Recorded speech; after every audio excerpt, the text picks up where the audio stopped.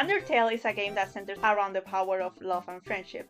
It gives us all of these different monster characters and the opportunity to befriend them all, instead of killing them like a typical RPG would. But I think everybody knows that already. This is Undertale we're talking about.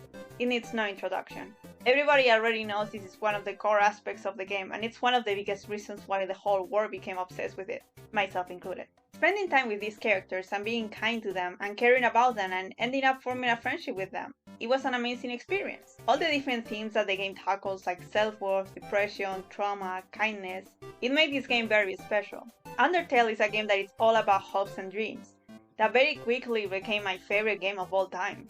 Deltarune has 2 amazing chapters so far, and trust me, I can tell that it is a massive improvement from Undertale in many ways. And I can definitely see this game becoming a far superior game than its predecessor. But even if Deltarune ends up being a better game, Undertale will probably still be my favorite game ever. It just holds a special place in my heart that no one could ever match, even a game that ends up being better than it. So yes, Undertale is just a game full of love. So much love. That's great. But here's the thing. What if there was someone in this game that didn't feel love? Oh well, that's alright, because feeling love or not is not indicative of... What's that? Oh, millions of people interpreted Flowey's lack of love as the reason why he's evil and as a cruel fate for him to be miserable forever? That's fun.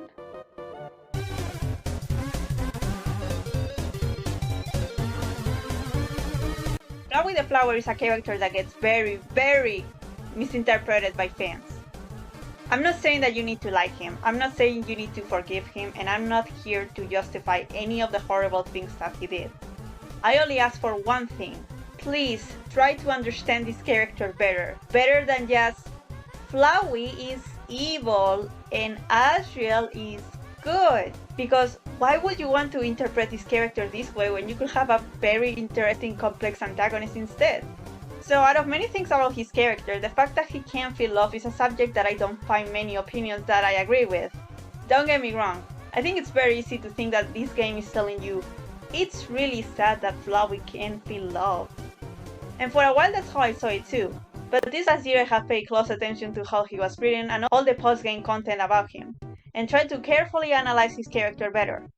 So, I'm just going to say, my interpretation is not the absolute perfect and correct one.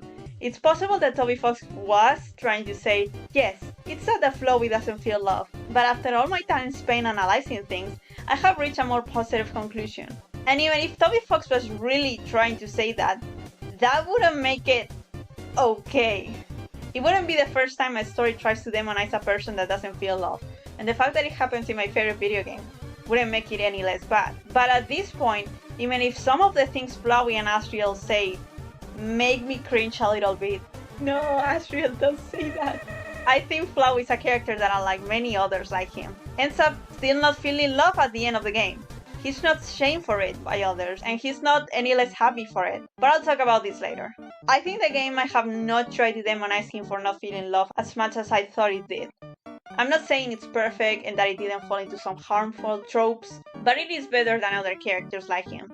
And I think he has a really uplifting, positive ending that makes me appreciate his character a lot. But anyway, let's actually start the analysis. Let me start by saying this. I'm a romantic. I don't feel or want a romantic relationship. But it's fine because I still feel platonic love. Please don't say that. Please don't say it like that ever. Yes, I don't like romance. I don't feel romance. I don't want a romantic relationship with anyone. I do feel platonic love. That's my own experience. But being a romantic is a spectrum. There are a lot of different identities. And yes, there are in fact people that feel little to no platonic love. And there is also people who don't feel love at all. Familiar, platonic, and every other kind of love. There is also the possibility of feeling love but differently, or simply not feeling connected with the concept of love that has been established in our society. I am not loveless or aplatonic, so I'm probably not explaining it well enough. And I will not pretend that I'm the biggest aro expert ever that knows everything and that is always right. I hope you guys listen to actually loveless and aplatonic people. I'll leave you 2 articles about this in the description if you're interested. But Mary, I know you talk about aromanticism a lot. Like, a lot. You talk about it way too much. But what does this have to do with Flowey? everything. The whole concept of Flowey is that he's a being that lacks a soul and therefore, according to the game, doesn't feel love for anyone anymore. And this is something that might get two reactions for different people. The first one is feeling sad for Flowey because it must be oh so awful to be incapable of feeling love, which is the strongest, most beautiful emotion ever. It's what makes us humans, or monsters in this case. The other reaction will be, oh, they're making being loveless a tragedy again, huh? Flowey's situation is not a made-up fictional thing. Feeling little to no love at all is a real thing, a real identity that many people are. We can't ignore the reason why a lot of people find Flowey's situation sad and why they want him to feel love again and pretty much get fixed and be normal again. Is because of a lack of knowledge and understanding of loveless people. It hurts that a real identity gets framed as a tragedy so often in media. It hurts that love is framed as the most important thing ever, no matter what.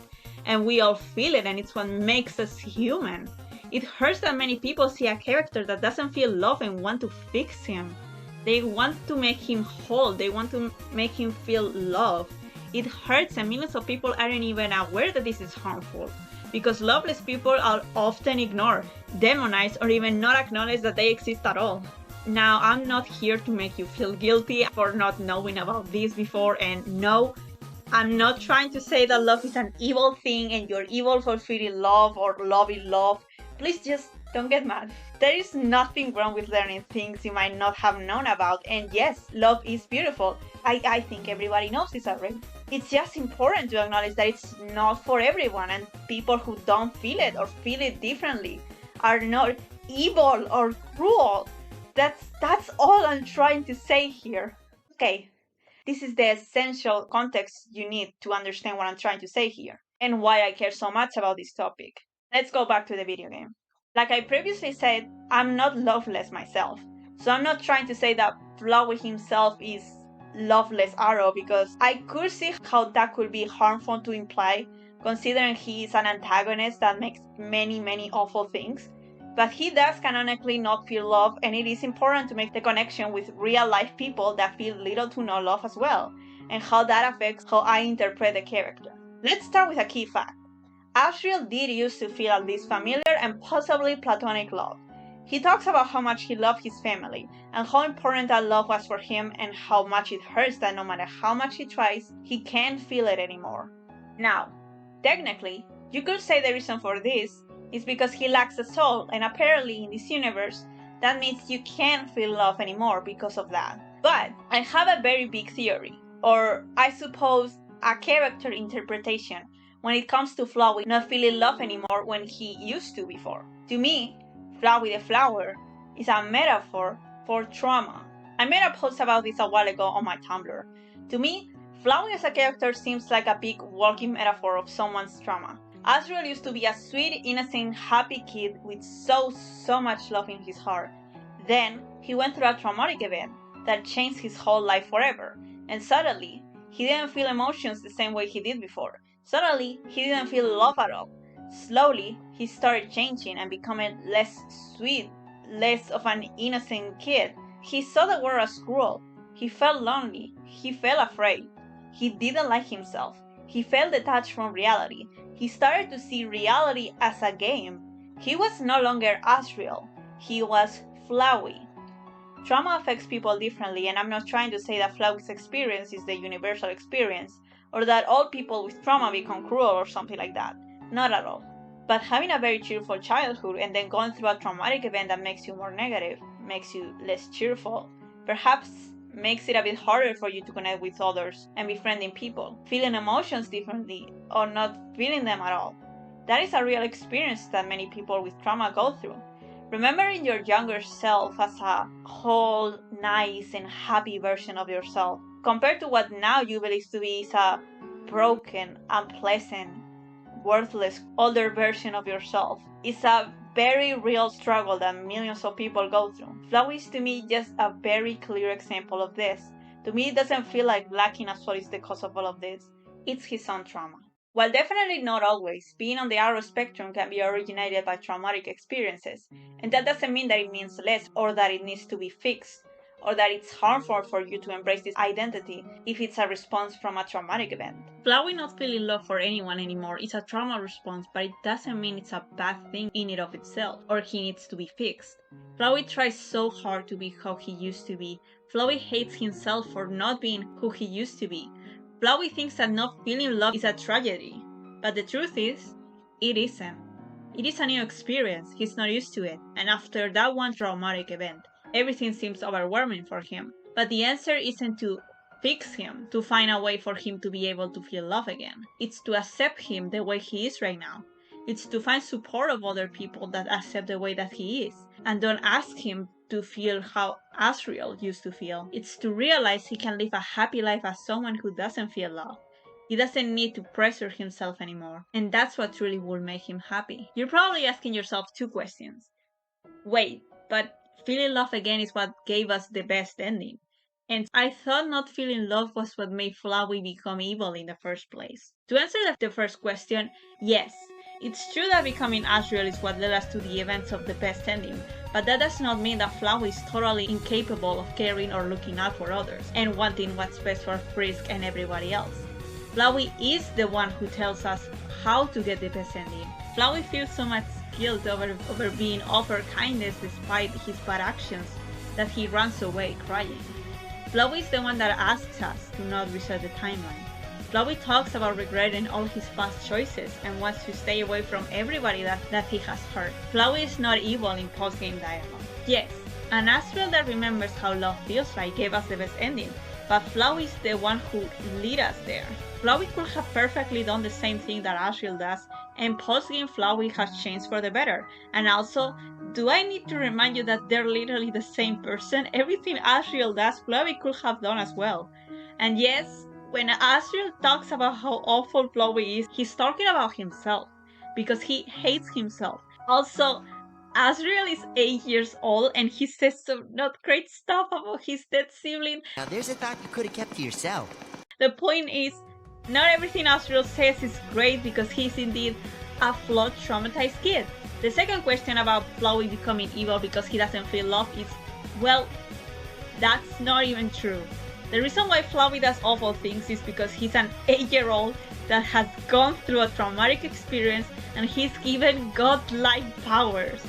Flowey could love all of his friends and family and he would have done the same thing. Because the truth is that he was bored. He saw the world as a game and he was curious and he wanted to see what would happen, and there wouldn't even be consequences for this because he could just reset everything. Flowey is supposed to be a reflection of the player, and the player can love these characters. They can love them more than anything. And guess what? The players are still going to do a No Mercy run or at least watch it on YouTube. And it's not because they don't love these characters, it's just pure curiosity. Wanted to see more of these characters and the events that they can go through. Not feeling love isn't the problem here, even if the game makes you think that it might be. It really isn't. Playing God, however, yes, that will make someone evil. The game can fall into some bad tropes, just how it can show a realistic experience of someone continuing to live after a traumatic experience. But I have to say, I'm really happy about the post-game content that we have gotten so far. The Winter Dialogue showed us that Frisk and Papyrus still visit Flowey, that Flowey values their friendship to the point where he kept the red ribbon that Papyrus gave him, and he seems to really like it, which further proves that Flowey has always cared about Papyrus and enjoys their friendship a lot. It also proved that even before the events of the game, Flowey was able to do nice things because, yes, you can care about people without feeling love. And I am so happy that the Winter Dialogue proved this exactly. When Flowey and Toriel tell us about how Flowey took care of Toriel when he found her passed out on the floor. The Winter Dialogue truly showed that Flowey is not an evil, tragic character because he doesn't feel love. He's a character that doesn't feel love and can have a happy life this way. In a game that is all about love, I think it's important that we also accept the character that doesn't feel love. Flowey needs to fix a lot about himself, but not feeling love isn't one of them. It isn't one of the things that he needs to fix.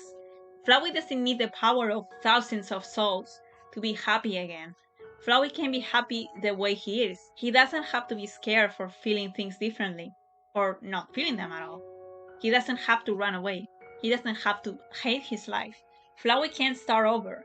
Flowey can be happy without feeling love, and I'm glad to see that after the events of Undertale, he will. Unless you reset the game, I guess. Please don't do that. Thanks for watching! This is the first time I make a video analysis of something that isn't Salmon Max. I hope it wasn't too bad, and I hope my Salmon Max followers still enjoyed this video, even if it wasn't about the cartoon dog and rabbit.